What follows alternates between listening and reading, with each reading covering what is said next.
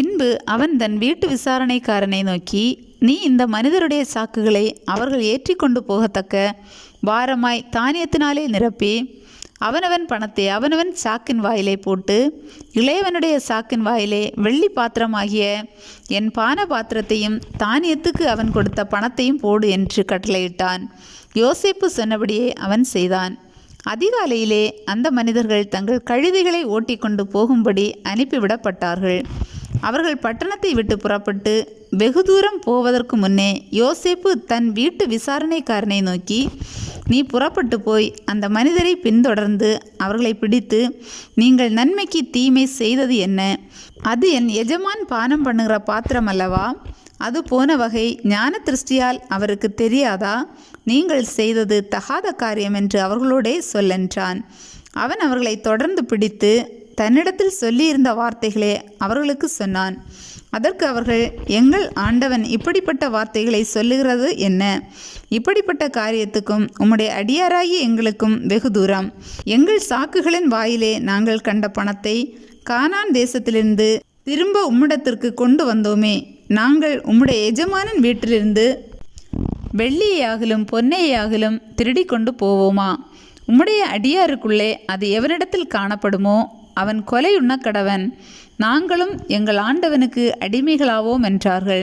அதற்கு அவன், நீங்கள் சொன்னபடியே ஆகட்டும். எவனிடத்தில் அது காணப்படுமோ அவன் எனக்கு அடிமையாவான். நீங்கள் குற்றமற்றிருப்பீர்கள் என்றான்.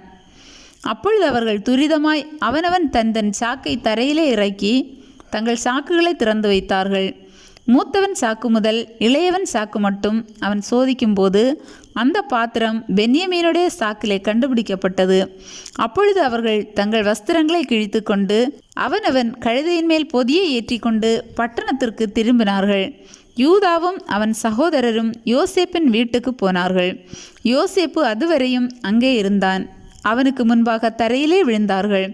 யோசேப்பு அவர்களை நோக்கி, நீங்கள் என்ன காரியம் செய்தீர்கள்? என்னை போலொத்த மனிதனுக்கு ஞான திருஷ்டினால் காரியம் தெரியவரும் என்று அறியாமற் போனீர்களா என்றான். அதற்கு யூதா, என் ஆண்டவனாகிய உம்மிடத்தில் நாங்கள் என்ன சொல்லுவோம்? என்னத்தை பேசுவோம்? எதனாலே எங்கள் நீதியை விளங்க பண்ணுவோம்? உம்முடைய அடியாரின் அக்கிரமத்தை தேவன் விளங்க பண்ணினார். பாத்திரத்தை வைத்திருக்கிறவனும் நாங்களும் என் ஆண்டவனுக்கு அடிமைகள் என்றான். அதற்கு அவன், அப்படிப்பட்ட செய்கை எனக்கு தூரமாய் இருப்பதாக. எவன் வசத்தில் பாத்திரம் கண்டுபிடிக்கப்பட்டதோ அவனே எனக்கு அடிமையாய் இருப்பான். நீங்களோ சமாதானத்தோടെ உங்கள் தகப்பனிடத்துக்கு போங்கள் என்றான். அப்பொழுது யூதா அவனண்டையிலே சேர்ந்து, என் ஆண்டவனே, உமது அடியேன் உம்முடைய செவிகள் கேட்க ஒரு வார்த்தை சொல்லுகிறேன், கேட்பீராக. அடியேன் மேல் உமது கோபம் மூளாதிருப்பதாக. நீர் பார்வோனுக்கு ஒப்பாய் இருக்கிறீர். உங்களுக்கு தகப்பனாவது சகோதரனாவது உண்டா என்று என் ஆண்டவன் உம்முடைய அடியாரிடத்தில் கேட்டீர். அதற்கு நாங்கள், எங்களுக்கு முதிர் வயதுள்ள தகப்பனாரும் அவருக்கு முதிர் வயதிலே பிறந்த ஒரு இளைஞனும் உண்டு என்றும் அவனுடைய தமையன் இறந்து போனான் என்றும் அவன் ஒருவன் மாத்திரமே அவனை பெற்ற தாயாருக்கு இருப்பதினால் தகப்பனார் அவன் மேல் பட்சமாயிருக்கிறார் என்றும் என் ஆண்டவனுக்கு சொன்னோம்.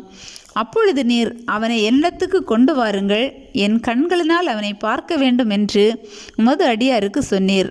நாங்கள் ஆண்டவனை நோக்கி, அந்த இளைஞன் தன் தகப்பனை விட்டு பிரியக்கூடாது, பிரிந்தால் அவர் இறந்து போவார் என்று சொன்னோம். அதற்கு நீர், உங்கள் இளைய சகோதரனை கொண்டு வராவிட்டால் நீங்கள் இனி என் முகத்தை காண்பதில்லை என்று உமது அடியாருக்கு சொன்னீர். நாங்கள் உமது அடியானாகிய என் தகப்பனாரிடத்திற்கு போனபோது என் ஆண்டவனுடைய வார்த்தைகளை அவருக்கு அறிவித்தோம். எங்கள் தகப்பனார் எங்களை நோக்கி, நீங்கள் திரும்ப போய் நமக்கு கொஞ்சம் தானியம் கொள்ளுங்கள் என்று சொன்னார். அதற்கு நாங்கள் போகக்கூடாது, எங்கள் இளைய சகோதரன் எங்களோடே வந்தால் போவோம், எங்கள் இளைய சகோதரன் எங்களோடே வராவிட்டால் நாங்கள் அந்த புருஷனுடைய முகத்தை காணக்கூடாது என்றோம்.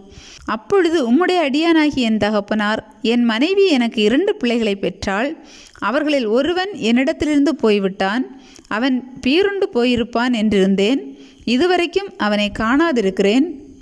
இதெல்லாம் நீங்கள் அறிந்திருக்கிறீர்கள். நீங்கள் இவனையும் என்னை விட்டு பிரித்து அழைத்து போகுமிடத்தில் இவனுக்கு மோசம் நேரிட்டால் என் நரைமயிரை வியாகுலத்தோடே பாதாளத்தில் இறங்க பண்ணுவீர்கள் என்றார். ஆகையால் இளையவனை விட்டு நான் என் தகப்பனாகிய உமது அடியானிடத்துக்கு போனால் அவருடைய ஜீவன் இவனுடைய ஜீவனோடே ஒன்றாய் இணைக்கப்பட்டிருக்கிறபடியினால் அவர் இளையவன் வரவில்லை என்று அறிந்த மாத்திரத்தில் இறந்து போவார். இப்படி உமது அடியாராகிய நாங்கள் உமது அடியானாகிய எங்கள் தகப்பனுடைய நரைமயிரை வியாகுலத்துடனே பாதாளத்தில் இறங்க பண்ணுவோம். இந்த இளையவனுக்காக உமது அடியானாகிய நான் என் தகப்பனுக்கு உத்தரவாதி. அன்றியும் நான் இவனை உம்மிடத்திற்கு கொண்டு வராவிட்டால் நான் எந்நாளும் உமக்கு முன்பாக குற்றவாளியாயிருப்பேன் என்று அவருக்கு சொல்லியிருக்கிறேன். இப்படி இருக்க இளையவன் தன் சகோதரரோடே கூட போக விடும்படி மன்றாடுகிறேன். உம்முடைய அடியானாகிய நான் இளையவனுக்கு பதிலாக இங்கே என் ஆண்டவனுக்கு அடிமையாய் இருக்கிறேன். இளையவனை விட்டு எப்படி என் தகப்பனிடத்திற்கு போவேன்? போனால் என் தகப்பனுக்கு நேரிடும் தீங்கை நான் எப்படி காண்பேன் என்றான்.